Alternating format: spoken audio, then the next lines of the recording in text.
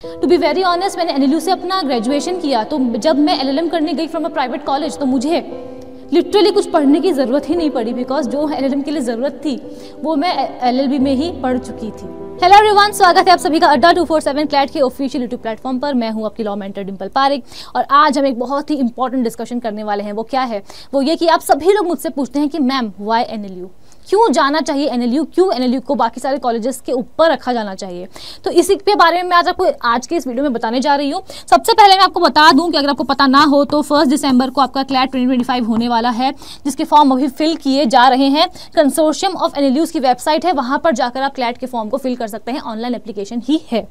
अब 15 जुलाई से स्टार्ट हो गई थी एप्लीकेशन और 15 अक्टूबर तक रहने वाली है। सो मेरी आपसे बस एक हम्बल रिक्वेस्ट है कि लास्ट तक वेट ना करें कि लास्ट में जाकर फॉर्म को फिल करेंगे। एग्जाम देना है तो अभी ही फॉर्म को फिल कर दो, ज़्यादा सही रहता है, वरना लास्ट में करेंगे तो कहीं ना कहीं कुछ ना कुछ गड़बड़ हो जाती है। अभी करेंगे तो सब कुछ पता रहेगा क्या डॉक्यूमेंट्स चाहिए क्या नहीं चाहिए। अगर कोई डॉक्यूमेंट नहीं है तो हम अरेंज भी कर सकते हैं, इतना टाइम अभी हमारे पास है।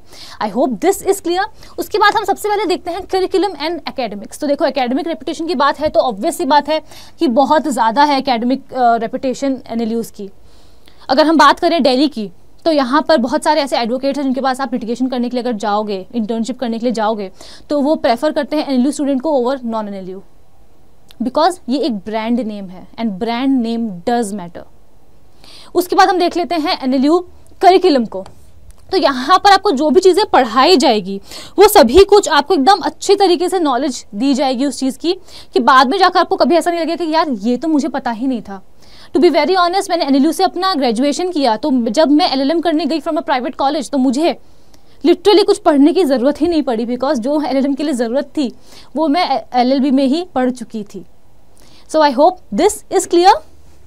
देन देखते हैं फैकल्टी एंड टीचिंग मेथोडोलॉजी। तो टीचिंग मेथोडोलॉजी बहुत ही अच्छी होती है। बाइलिंगुअल, आपको अगर आपको इंग्लिश समझ में आती है वो इंग्लिश में पढ़ाएंगे, हिंदी आती है हिंदी में पढ़ाएंगे, बाइलिंगुअल भी है। जो भी लैंग्वेज आपको आती है वो आपको उस लैंग्वेज में वहाँ पर पढ़ाने वाले हैं और बहुत ही इंटरेक्टिव वहाँ पर क्लासेस होती है। यहाँ पर आप देख सकते हैं ये जो क्लासरूम है वो एनएलयू आसाम का है। एकदम स्मार्ट क्लास होती है वहाँ पर, ठीक है। तो वहाँ पर क्या है कि जो फैकल्टीज होते हैं वो बहुत ज़्यादा हाईली क्वालिफाइड होते हैं। वो लोग मतलब किसी न किसी फील्ड में उन लोगों ने बहुत कुछ अच्छा किया होता है, रैंक होल्डर्स होते हैं, तभी वो लोग वहाँ पर जाकर फैकल्टी बनते हैं। और तो और उनकी जो टीचिंग मेथड होती है वो भी बहुत प्रैक्टिकल होती है। ऐसा नहीं कि वो लोग आपको थ्योरी पढ़ाकर एकदम बोर कर देंगे, आपको वो लोग एजुकेशनल टूर पे भी लेकर जाएंगे। कुछ ऐसा हुआ कि जहाँ पर प्रैक्टिकल की हमें ज़रूरत है तो वहाँ पर हमें विजिट भी करवाते हैं। सो ये वहाँ पर बहुत ज़्यादा खास होने वाला है अगर आप एनएलयू में जाते हो तो। देन बात आती है प्लेसमेंट और करियर ऑप्शन की। तो पहले मैं आपको बता दूं कि प्लेसमेंट जो है वो वेरी करता है फ्रॉम कॉलेज टू कॉलेज। हो सकता है कि जो बहुत टॉप 10 कॉलेजेस हैं उसमें आपको बहुत अच्छे प्लेसमेंट्स मिल जाए, हो सकता है कि जो नीचे वाले हैं कुछ वहाँ पर ना भी मिले। बट जो एनएलयू का एक जो ब्रांड नेम है, हो सकता है कि आपका कैंपस प्लेसमेंट ना हो बिकॉज अभी कंपनी नहीं आ रही हो, नया नया इस्टेब्लिश हुआ है कॉलेज। बट अगर आपका वहाँ का ब्रांड नेम है तो आप अपने खुद के एंड से अप्लाई करके अच्छी जॉब पर लैंड कर सकते हो। सो प्लेसमेंट यस, मैं ये नहीं कहूँगी कि हर कॉलेज में है, बट यस जो टॉप के एनएलयूज हैं वहाँ पर प्लेसमेंट काफ़ी अच्छे होते हैं, बिकॉज जितने भी टॉप टियर के जो लॉ फर्म्स होते हैं वो वहीं से बच्चों को हायर करते हैं। अगर आप चाहते हैं तो मैं अगला एक वीडियो और एक बना दूंगी आपके लिए, जहाँ पर मैं आपको बता दूंगी कहाँ पर जाकर आप इंटर्नशिप कर सकते हैं, वो कौन से टॉप फर्म्स है जहाँ पर आपको अप्लाई करना चाहिए for internship. So I hope this is clear. और करियर ग्रोथ की तो देखो कोई बात ही नहीं है, बिकॉज एक बार अगर आपने एनएलयू में एंट्री ले ली उसके बाद लाइफ सॉर्टेड है literally. Then coming to extra curricular activities and campus life. तो कैंपस लाइफ के बारे में तो मैं आपको जितना बताऊँ उतना ही कम है। शाम को क्लासेस होने के बाद अपने दोस्तों के साथ जाना, चाय पीना, बैठना, बातें करना, यहाँ वहाँ की जो हमारा इंटेलेक्ट लेवल है वो ही डिफरेंट हो जाता है, बिकॉज वहाँ पर हम बहुत ज़्यादा अवेयर रहते हैं हर किसी चीज़ को लेकर।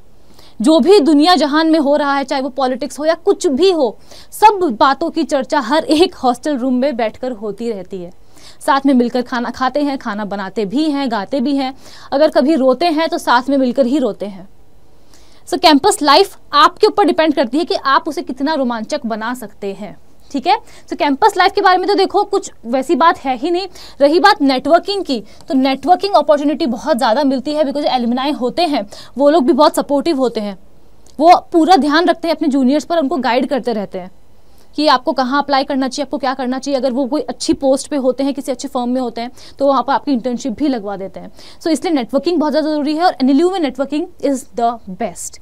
और रही बात एक्स्ट्रा करिकुलर एक्टिविटीज़ की, तो हर रोज़ कोई ना कोई इवेंट होता ही रहता है। कल्चरल इवेंट हर तरीके का होता है। जब मैं कॉलेज में थी, गणपति पूजा से लेकर ईद से लेकर क्रिसमस तक हम लोगों ने सब कुछ साथ में सेलिब्रेट किया है, ठीक है। सो वहाँ पर आपको जो आपकी कैंपस लाइफ है वो बहुत अच्छी मिलने वाली है आपको। और इसका जो एडमिशन प्रोसीजर है वो बहुत ही सिंपल है। आपको जाना है कंसोर्शियम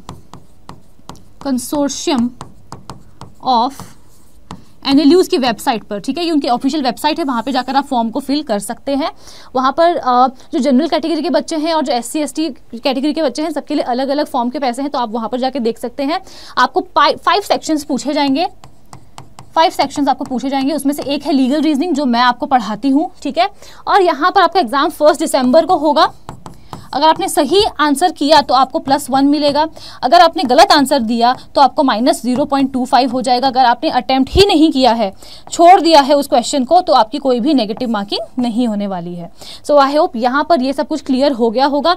एलिजिबिलिटी क्राइटेरिया, कोई नो अपर एज लिमिट, कोई भी अपर एज लिमिट नहीं है। यानी कि कोई भी इंसान चाहे 40 साल का ही क्यों ना हो, अगर उसे जाकर देना है एग्जाम तो वो दे सकता है क्लैट और NLU में पढ़ सकता है। तो कोई भी अपर एज यहाँ पर लिमिट आपके पास नहीं है। अगर आप 12th में हैं तो डेफिनेटली आप एग्जाम दे सकते हैं। अगर 11th में हैं तो आप एग्जाम तो दे सकते हैं, लेकिन आपका सिलेक्शन नहीं होगा। It will be treated as a mock test, ठीक है। सो आई होप यहाँ तक किसी को कोई भी डाउट नहीं होगा। फिर आते हैं रेपुटेशन एंड रिकॉग्निशन पे। तो मैं आपको अभी ऑलरेडी बता ही चुकी हूँ कि रेपुटेशन की बात अगर है तो NLU की जो रैंकिंग है वो सबसे टॉप पर है, बिकॉज ये प्रेस्टीजियस, जैसे IIT होते हैं वैसे ही NLU है। तो यहीं पर बच्चों का ये भी सवाल आता है कि मैम IIT की तो फीस कम होती है, NLU की ज़्यादा क्यों है? बिकॉज NLU अभी भी स्टेट रिकॉग्नाइज्ड गवर्नमेंट कॉलेजेस हैं, ठीक है। आई होप दिस इज़ क्लियर। बातें अभी चल रही है, बहुत ही जल्द हमें कुछ अच्छा सुनने को मिल सकता है। और लीगल प्रोमिनेंस तो इसका है ही है, साथ में एलुमनाई नेटवर्क के बारे में मैंने आपको बता ही दिया कि कितना अच्छा होता है, ठीक है। So I think that is all about reputation and recognition. Reputation के बारे में तो आप कभी किसी से जाकर बोलना बस कि मैं NLU से हूँ, उसके बाद जो उनका रिएक्शन आएगा वहीं से आप रेपुटेशन के बारे में सब कुछ समझ जाओगे। Now let's come to cost of education and scholarship. क्या स्कॉलरशिप मिलती है? यस, हर कॉलेज में नहीं मिलती है, वो डिफ़र करता है किस कॉलेज में है किस में नहीं है। मैं NLU आसाम में थी, वहाँ पर मिलती थी। वहाँ पर 2 क्राइटेरियाज होते हैं, या तो if you are economically backward तो आपको मिलती है, और लेकिन साथ में आपको मेरिट भी होनी चाहिए। इकोनॉमिकली बैकवर्ड हो आप तभी आपको स्कॉलरशिप नहीं मिलेगी। बैकवर्ड होने के बाद आप एकेडमिकली अच्छा परफॉर्म कर रहे हो, स्ट्रॉन्ग परफॉर्मेंस दे रहे हो, तभी आपको स्कॉलरशिप वहाँ पर मिलने वाली है। और जब आप जाते हैं एडमिशन के लिए तो वहाँ पर अलग से बैठे होते हैं जो आपको प्रोवाइड करवा देते हैं एजुकेशन लोन, तो इसलिए आपको परेशान होने की जरूरत नहीं होती है, आपको कॉलेज में ही मिल जाता है in most of the colleges, ठीक है। So I hope that is clear.